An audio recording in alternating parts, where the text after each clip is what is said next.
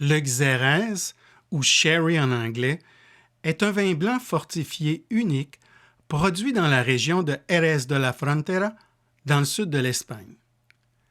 Les fûts de Xérès jouent un rôle crucial dans le processus de vieillissement du whisky, apportant des caractéristiques uniques et une complexité accrue au whisky. De nos jours, l'utilisation des fûts de Xérès reste une tradition bien ancrée dans l'industrie du whisky. Les distillateurs continuent de chérir ces fûts pour la profondeur et la diversité des arômes et des saveurs qu'ils apportent, perpétuant ainsi une tradition vieille de 200 ans. Aujourd'hui, à l'émission Les Nerds du Whisky, nous vous présentons la première d'une série de 2 émissions sur l'utilisation des fûts de Xérès pour le vieillissement ou l'affinage des whiskies. Dans ce premier volet, nous allons explorer ensemble l'univers des Xérès. Nous découvrirons ses techniques de fabrication et examinerons les différents types de Xérès produits. Nous essaierons aussi de mieux comprendre les différentes méthodes de maturation de ce vin légendaire.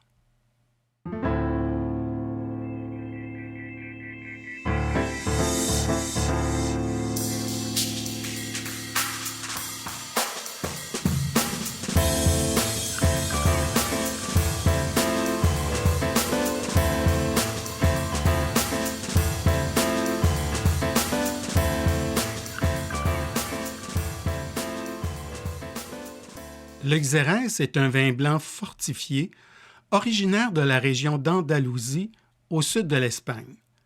Sa production se concentre principalement dans le triangle du Xérès, formé par les villes de Jerez de la Frontera, Sanlúcar de Barrameda et El Puerto de Santa Maria. Sa production est strictement régie par les règles d'appellation d'origine contrôlée, garantissant son authenticité et sa qualité. Cette région bénéficie d'un climat idéal pour la viticulture, avec des étés chauds et secs et des hivers doux. Les sols albariza, caractéristiques de la région de Jerez, sont essentiels à la production du Xérès. Riches en calcaire et en argile, ils sont blancs et poreux. Leur capacité à retenir l'humidité en profondeur durant les étés secs est essentielle pour la culture des cépages du Xérès, influençant ainsi sa qualité exceptionnelle.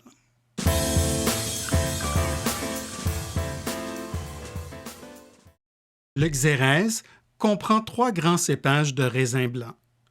Il y a le Palomino, le Pedro Jiménez et le Muscat. Le cépage Palomino est reconnu comme le plus traditionnel. C'est le cépage de base des plus grands Xérès. Son raisin blanc de taille moyenne, doux et aromatique, est récolté les 3 premières semaines de septembre. Le Palomino est un cépage essentiel à la création des différents types de Xérès dits secs. Le Pedro Jiménez est un autre cépage traditionnel. Il produit des raisins sucrés récoltés au cours des 15 premiers jours de septembre. Ce cépage est réservé aux vins doux. Le Muscat, planté à proximité de la mer, est un cépage présentant des raisins généreux au rendement important. Récolté à la mi-septembre, ses arômes marqués par le miel en font un vin doux d'excellence pour l'assemblage. Lors de la récolte, qui se situe de la mi-septembre au début du mois d'octobre, les grappes du Palomino sont rapidement acheminées vers les centres de presse afin d'éviter toute oxydation avant le début de l'étape de pressage. La récolte du Pedro Jiménez et du Muscat est menée différemment. Elle vise à favoriser leur concentration en sucre nécessaire à l'élaboration des xérès doux. Ainsi, les grappes de raisin sont exposées au soleil et, pour s'assurer une exposition homogène, sont quotidiennement retournées.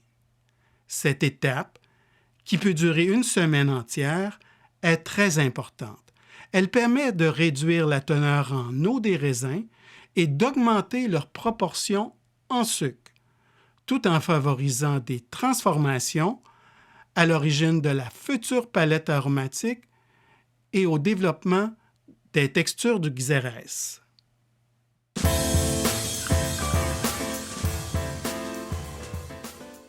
Le xérès se divise en deux grandes catégories, les xérès secs et les xérès doux.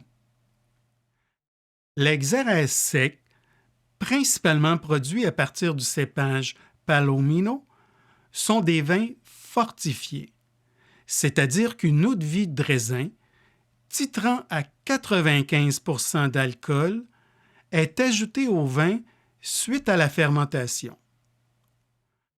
Le vin résultant de cet enrichissement en alcool titre entre 16 et 18% d'alcool par volume.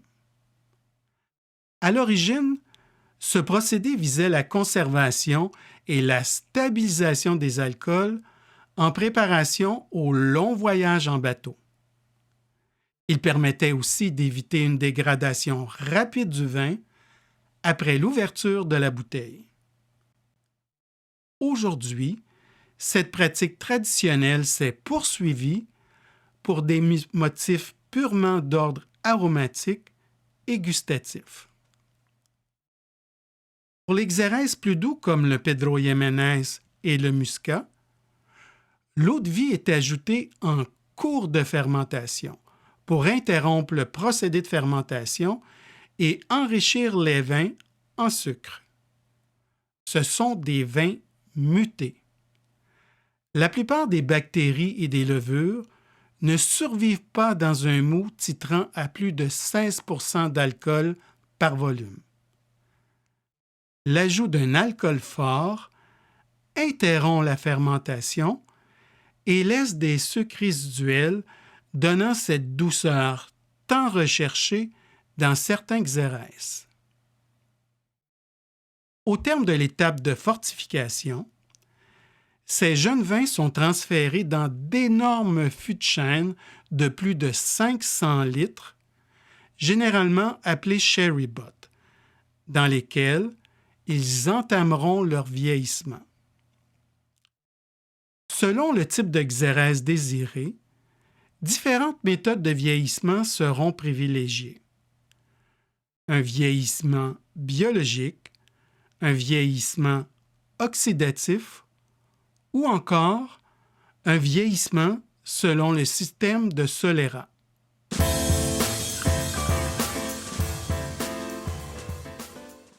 Les méthodes de vieillissement du xérès sont uniques et jouent un rôle crucial dans le développement de ses caractéristiques distinctives. Il existe principalement 3 méthodes de vieillissement du xérès. D'abord, nous avons le vieillissement biologique. Dans cette méthode de vieillissement, le vin vieillit sous une couche de levure appelée flore qui se forme à la surface du vin dans le fût. La flore est un film qui se crée naturellement après la fortification du vin sous l'action des levures développées au contact de l'oxygène et de l'humidité. Selon la réglementation, la maturation minimale est de 2 ans, mais peut aller jusqu'à 7 ans pour certains vins. Sous son action, des transformations spécifiques se produisent dans le vin, conférant des arômes et des saveurs frais et délicats au xérès.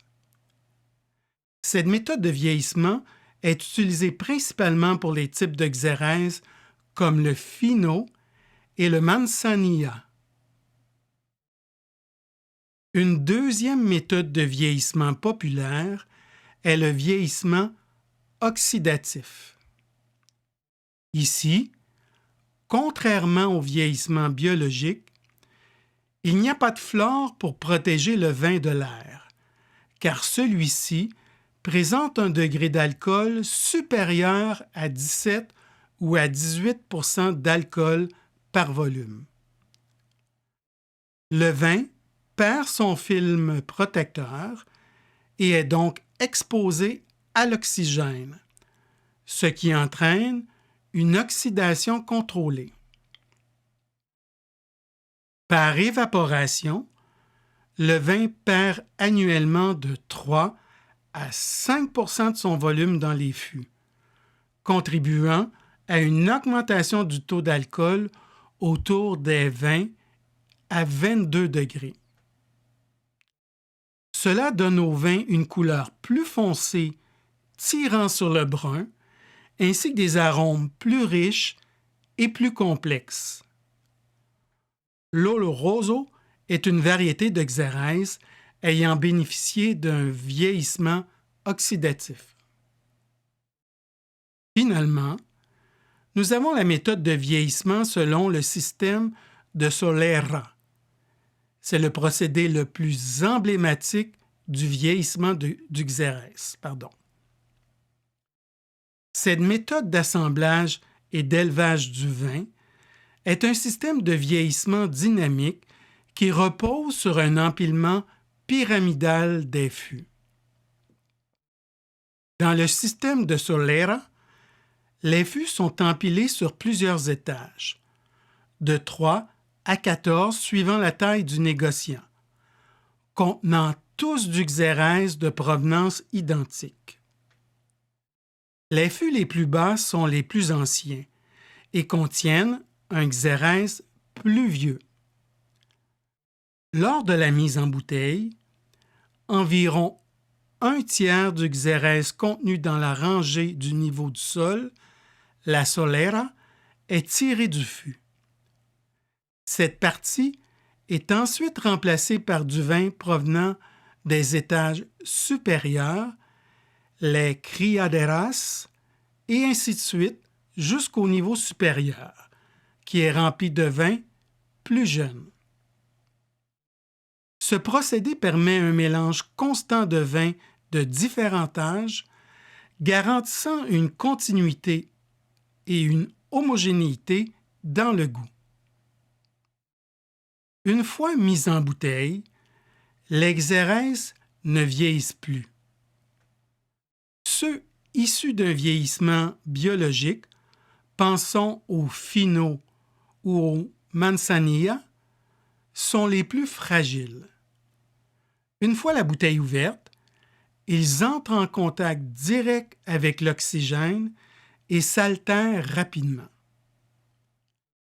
Ceux issus d'un vieillissement oxydatif, les Oloroso ou les Pedro Ximénez, par exemple, sont beaucoup plus stables.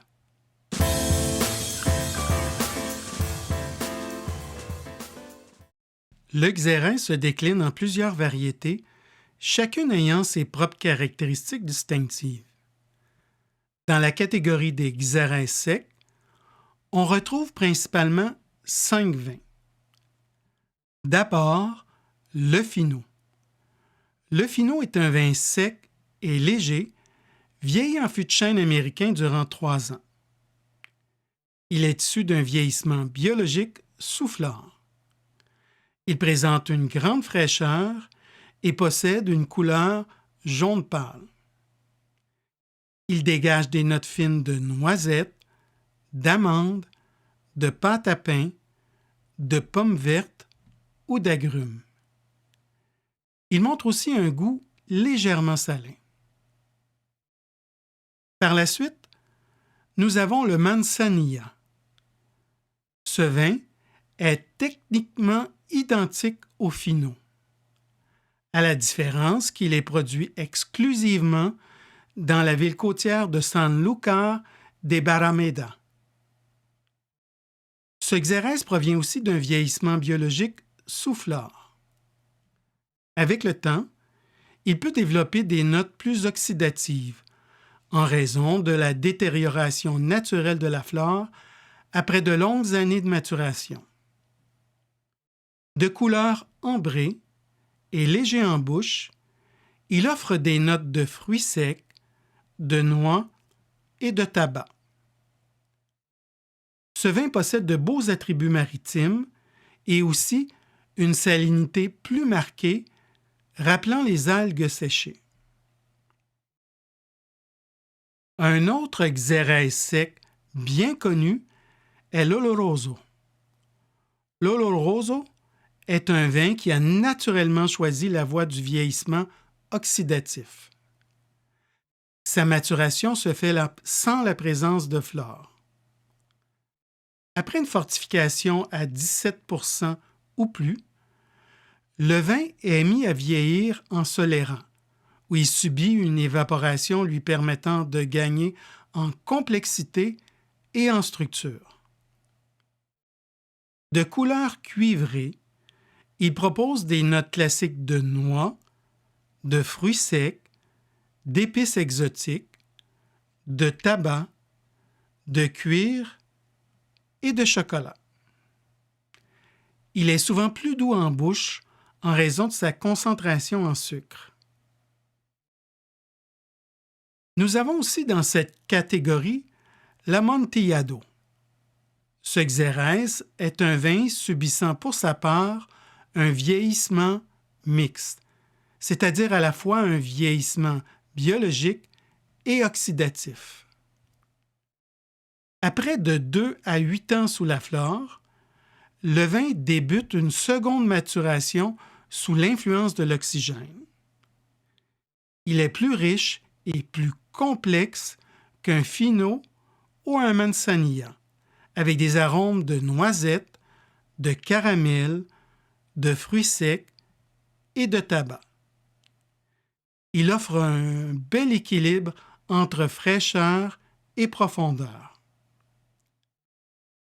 Finalement, s'ajoute à cette liste le Palo Cortado.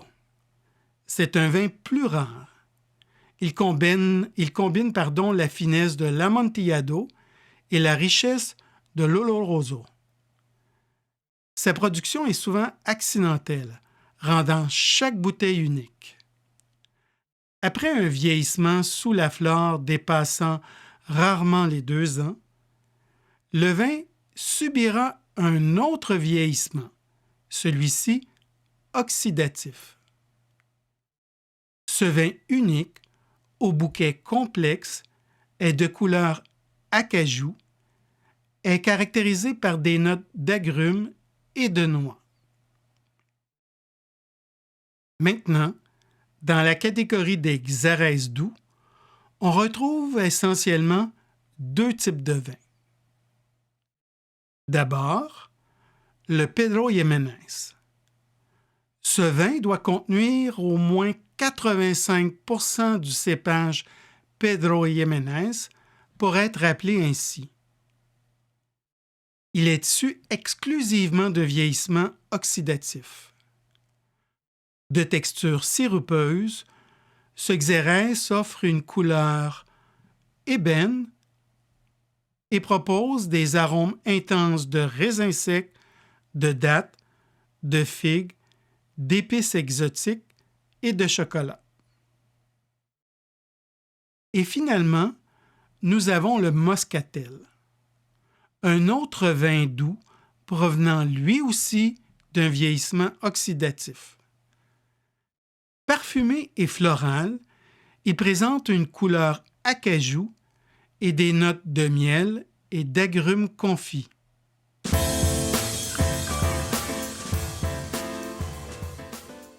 La famille des Xérès se distingue par une remarquable diversité, offrant une palette de vins aussi riche que complexe. Cette variété s'exprime d'abord dans les cépages utilisés, principalement le Palomino, le Pedro Ximénez et le Moscatel, chacun apportant des caractéristiques uniques.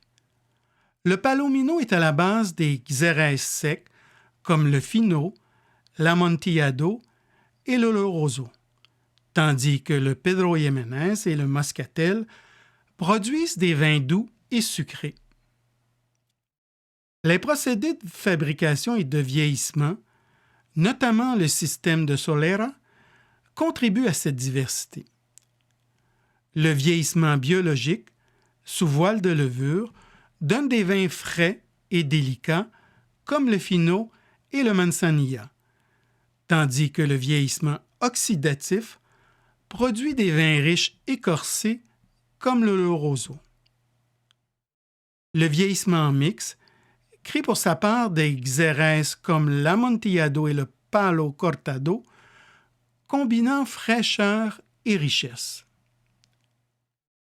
Cette diversité se traduit par une gamme de couleurs, du jaune pâle du Fino au brun foncé de l'Oloroso, et d'une variété des textures, de la légèreté du Manzanilla à l'onctuosité du Pedro Jiménez. Les arômes et saveurs reflètent aussi cette richesse. Noisettes et agrumes pour le Fino, noisettes, fruits séchés et épices pour l'Oloroso et fruits secs pour l'Amontillado. Les xérès doux offrent pour leur part des parfums de raisins secs, figues et de miel. Cette diversité fait du xérès un vin unique, capable de satisfaire une large gamme de palais. Pour les amateurs de whisky, les fûts de xérès comme ceux de l'Oloroso ou du Pedro Jiménez sont prisés pour enrichir le whisky de notes complexes et sucrées. Lors de la prochaine émission de Les Nerds du whisky, nous explorerons l'histoire de l'utilisation des fûts de xérès dans le vieillissement et l'affinage du whisky écossais. Nous conclurons ce survol par une liste de nos whiskies à découvrir pour apprécier davantage le vieillissement et l'affinage en ex-fût de xérès. Nous espérons que l'émission d'aujourd'hui vous a plu. Si vous prenez plaisir dans la programmation que nous vous offrons, prenez quelques secondes de votre temps pour vous abonner à Whisky et compagnie afin d'être informé de tout ce qui se passe sur notre chaîne. N'hésitez pas à nous laisser vos commentaires et à nous écrire pour nous faire part de vos suggestions de contenu pour des émissions à venir. Si cette capsule sur les vins de xérès vous a plu, ayez la gentillesse de cliquer sur le pouce vers le haut pour partager avec toutes et tous votre appréciation. Si vous souhaitez en apprendre davantage sur le sujet abordé au cours des dernières minutes, nous vous invitons à visiter notre site web whiskycompagnie.com. Sur ce, je vous souhaite une excellente semaine et nous avons bien hâte de vous revoir toutes et tous pour une prochaine émission de Whisky et compagnie. À bientôt.